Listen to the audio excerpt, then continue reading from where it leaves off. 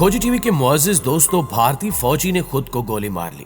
भारतीय फौज में खुदकुशी के बढ़ते वाकयात मोदी और दीगर भारतीय हुक्काम के लिए सख्त परेशानी का बायस बनने लगे। कश्मीर में तैनात भारतीय फौज ने खुद को गोली क्यों मारी और इसके पसे पर्दा कहानी क्या है, ये आज हम आपको बताएंगे।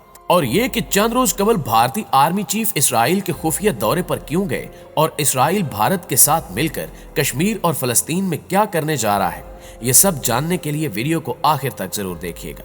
तो आइए चलकर मौजू का आगाज करते हैं।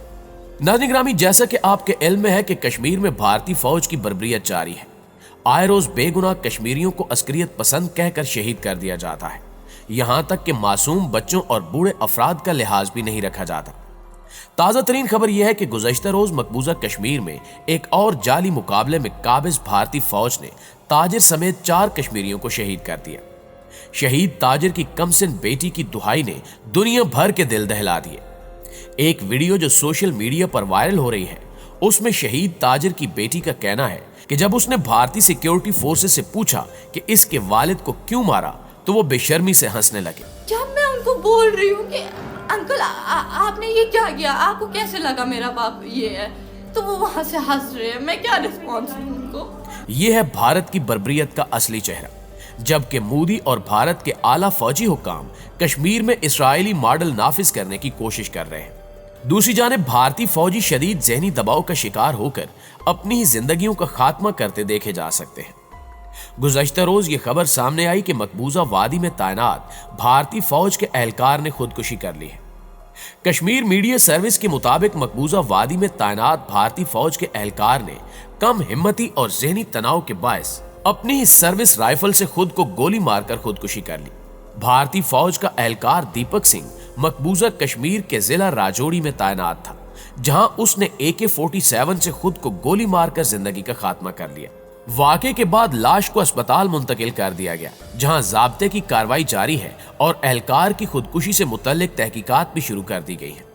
प्यारे दोस्तों, वाज़िह है कि मकबूजा कश्मीर में तैनात भारतीय फौजी ज़हनी तनाव का शिकार है, जिसके बायस वादी में खुदकुशी के वाकयात सामने आते रहते हैं। 2007 से लेकर अब तक खुदकुशी करने वाले भारतीय फौज के एहलकारों की तादाद 521 से तजावुज कर चुकी है। इसकी बड़ी वजह कश्मीर के बेगुनाह कश्मीरियों का खून बहाना है। भारतीय फौज में सिपाहियों की एक बड़ी तादाद नहीं चाहती कि वो बेगुनाह कश्मीरियों पर जुल्म उठाए, मगर उनके अफसरान उन्हें इस बात पर मजबूर करते हैं, जिस वजह से वो ज़हनी दबाव का शिकार हो जाते हैं। कश्मीरियों पर जुल्म करने के नित नए तरीके अपनाए जाते हैं और ये तरीके इसराइल की शरपसंद क़यादत की जानिब से भारत को तोहफे में दिए जाते हैं, जिन्हें अप्लाई करके कश्मीर में बेगुनाह मुसलमानों को जुल्म बर्बरियत का निशाना बनाया जा रहा है। गुज़श्ता दिनों एक और अहम खबर यह भी सामने आई कि भारतीय फौज के सरबरा जनरल MM निरवाने ने इसराइल का 5 रोजा खुफिया दौरा किया और इस खुफिया दौरे में यह तय पाया कि इसराइल और भारत मिलकर फलस्तीन और कश्मीर के मुसलमानों को जुल्म और तशद्दुद का निशाना बनाएंगे। जबकि इत्तला यह भी है कि इसराइली फौज का एक खसूसी दस्ता भारत रवाना कर दिया गया है, जो भारतीय फौज के अफसरान को यह सिखाएगा कि मुसलमानों पर कैसे तशद्दुद किया जाए। मगर भारतीय मीडिया और दीगर ज़राए इब्लाग में यह खबर नशर की जा रही है कि भारतीय आर्मी चीफ के दौरे इसराइल का मकसद भारत और इसराइल के दरमियान स्ट्रेटेजिक दिफाई ताउन को मजीद मजबूत बनाना है। अगर आपको याद हो तो गुज़श्ता साल जुलाई में नरेंद्र मोदी ने इसराइल का दौरा किया था और उस वक्त मोदी को तिल अबीब में भरपूर प्रोटोकॉल दिया गया था।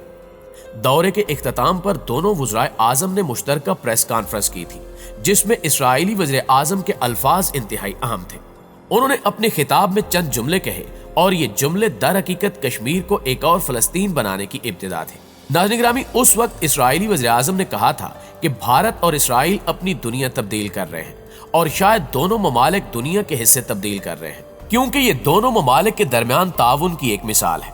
दोनों ममालिक के दरमियान ताल्लुकात की बुनियाद शायद कातिब तकदीर ने रोज़े अव्वल से लिख दी है, जो हम दुनिया में मुकम्मल कर रहे हैं। इसराइली वज़ीर आज़म के इस बयान को उस वक्त पाकिस्तान के अमूर खारजा के अहदेदारों ने ज्यादा अहमियत नहीं दी थी, लेकिन 5 अगस्त को भारतीय हुकूमत के इक़दामात ने इस बयान को हकीकत का रंग दे दिया है। अब सवाल ये पैदा होता है कि इसराइल और भारत किस तरह एक दूसरे के साथी हैं और कश्मीर दूसरा फलस्तीन कैसे बन रहा है। दरअसल चंद अहम अमूर की बुनियाद पर कश्मीर और फलस्तीन में हद दर्जा ममासलत पाई जाती है। سب سے اہم نقطہ کشمیر اور فلسطین دونوں مقبوضہ علاقے ہیں۔ اس وقت مقبوضہ کشمیر میں 9 لاکھ کے قریب بھارتی فوجی تعینات ہیں اور یہ دنیا کا سب سے بڑا خطہ ہے جہاں پر فوج گردی کی جا رہی ہے۔ بھارت نے کشمیر کو دنیا کے سب سے بڑے کھلے پنجرے میں تبدیل کر دیا ہے جہاں انسان قید ہے۔ اس وقت ہر 6 کشمیریوں پر ایک بھارتی فوجی تعینات کیا گیا ہے۔ آرٹیکل 370 اور 35A میں ترامیم کے بعد سے کشمیریوں کے وہ حقوق بھی سلب کر لیے گئے ہیں جو انہیں علیحدہ شناخت دیتے تھے۔ پنجرہ ہی صحیح، لیکن اپنی زمین پر ان کا حق ملکیت تھا جو ان سے چھین لیا گیا ہے۔ ان سے رائے شماری کا حق بھی چھین لیا گیا ہے۔ دوسری جانب اگر اسرائیل کا جائزہ لیا جائے تو یہ ملک نو آبادیاتی طریقہ کار کے تحت قبضے کی زمین پر قائم کیا گیا ہے اور بھارت بھی رفتہ رفتہ اسی ڈگر پر چل نکلا ہے۔ اس نو آبادیاتی نظام کے تحت بھارت کشمیریوں کی نسل کشی کر رہا ہے۔ 1 جنوری 2021 سے اب تک بھارتی فوج کی جانب سے 2000 سے زائد کشمیریوں کو شہید کیا گیا، جن میں سے اکثریت اعلیٰ تعلیم یافتہ نوجوانوں کی ہے۔ پیارے دوستو، جس طرح اسرائیل مختلف منصوبوں کے تحت روزانہ فلسطین کی زمینوں پر قبضہ کر رہا ہے، ایسے ہی بھارت غیر ریاستی باشندوں کے ذریعے وادی پر اپنا قبضہ مضبوط کر رہا ہے۔ بھارت نے کشمیر میں مسلم آبادی کا تناسب بدلنے کے لیے 50,000 ہندوؤں کو جعلی ڈومیسائل جاری کر دیے ہیں۔ حیران کن طور پر بھارت اور اسرائیل دونوں اپنے جمہوری ہونے کا راگ الاپ رہے ہیں، لیکن مقبوضہ کشمیر اور فلسطین میں ان کی جمہوریت پسندی ختم ہو جاتی ہے۔ شہریوں کی بیجا تلاشی اور پکڑ دھکڑ دونوں علاقوں میں عام ہے۔ قابض فوج کسی بھی وقت کوئی بھی گھر تباہ کر سکتی ہے۔ شہریوں کے اظہار رائے پر مکمل پابندی عائد ہے۔ کشمیر اور فلسطین میں آئے روز کرفیو نافذ کر دیا جاتا ہے۔ فلسطین میں کسی بھی شہری کو کبھی بھی دہشت گرد قرار دیا جاتا ہے، جبکہ مقبوضہ کشمیر میں پبلک سیفٹی ایکٹ کے نام پر یہ کام جاری ہے۔ مسئلہ کشمیر اور فلسطین میں تیسری مماثلت جسمانی اور جنسی تشدد کے واقعات ہیں۔ دونوں علاقوں کے باسی ہر وقت اسی خوف میں مبتلا رہتے ہیں کہ کب انہیں اس کرب سے گزرنا پڑے۔ مقبوضہ کشمیر میں 90 کی دہائی سے اجتماعی آبروریزی کے واقعات سامنے آتے رہے ہیں، جبکہ 5 اگست کے بعد مقبوضہ کشمیر میں ان واقعات میں خطرناک حد تک اضافہ ہو چکا ہے۔ مسئلہ کشمیر اور فلسطین نہ صرف قبضے اور نو آبادیاتی نظام کی بنیاد ہی نہیں، بلکہ یہ بین الاقوامی سطح پر تسلیم شدہ حق کی خود ارادیت کے مسائل ہیں۔ اسرائیل نے فلسطینی علاقے پر قبضہ کیا اور اس میں مسلسل توسیع کر رہا ہے، جبکہ بھارت بھی اس کے نقش قدم پر چل رہا ہے۔ اسرائیلی وزیر اعظم ایک نسل پرست اور قوم پرست شخص ہیں اور وہ صہیونیت کی ترویج کے لیے کام کر رہے ہیں۔ اب اگر کشمیر ایشو کا جائزہ لیا جائے تو بھارت وادی میں ہندو قوم پرستی کا نام استعمال کر رہا ہے۔ بھارتی وزیر اعظم نریندر مودی نے جب 2014 میں اقتدار سنبھالا، وہ اس دن سے لے کر آج تک مسلسل ہندوتوا نظریات کے لیے کام کر رہے ہیں۔ ان کے دور میں جہاں بھارت میں مسلمانوں پر زندگی تنگ ہو گئی ہے، وہیں کشمیری مسلمانوں پر مظالم میں بھی اضافہ ہو رہا ہے۔ بھارت میں اقلیتیں خود کو غیر محفوظ سمجھ رہی ہیں۔ ناظرین گرامی، حقیقت یہ ہے کہ بھارت اسرائیل کے ساتھ مسلم مخالف بیانیے کو فروغ دینے کے لیے تعلقات بڑھا رہا ہے۔ نریندر مودی نے حالیہ انتخابات میں کامیابی بھی انہی نعروں کو لے کر حاصل کی۔ اسرائیل اپنے اسلحے کا 46% حصہ بھارت کو فروخت کرتا ہے۔ یوں بھارت اسرائیلی اسلحے کا سب سے بڑا خریدار بھی ہے۔ اس وقت جہاں فلسطین کا مسئلہ پورے مشرق وسطیٰ کے لیے آتش فشاں بنا ہوا ہے، وہیں مسئلہ کشمیر کی تپش جنوبی ایشیا کو اپنی لپیٹ میں لے سکتی ہے۔ اقوام متحدہ نے جس طرح فلسطین کے مسئلے پر اپنی آنکھیں بند کر رکھی ہیں، ایسے ہی کشمیر کے معاملے پر مجرمانہ خاموشی اختیار کی گئی ہے۔ بھارت کشمیر کی جغرافیائی، معاشرتی اور ثقافتی حیثیت بدل رہا ہے۔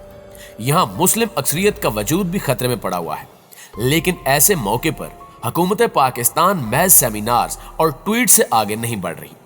وزیر اعظم عمران خان کی تقاریر نے کشمیری نوجوانوں کو حوصلہ دیا، مگر عملی اقدامات نہ ہونے کے باعث نوجوانوں میں مایوسی پھیل رہی ہے۔ ضرورت اس امر کی ہے کہ حکومت پاکستان کشمیر کو دوسرا فلسطین بننے سے روکنے کے لیے مؤثر اور ٹھوس اقدامات کرے، جبکہ آزاد کشمیر حکومت اندرونی سیاسی چپکلش سے باہر نکل کر اقوام عالم کے سامنے کشمیریوں کا مقدمہ پیش کرے، کیونکہ اس وقت کشمیریوں کی شناخت خطرے میں پڑ چکی ہے۔ وہ آزادی کے لیے جدوجہد کرنے کی بجائے اپنی شناخت بچانے کی جدوجہد میں مصروف ہو چکے ہیں۔ اگر بر وقت اقدامات نہ کیے گئے تو تاریخ ہمیں کبھی معاف نہیں کرے گی۔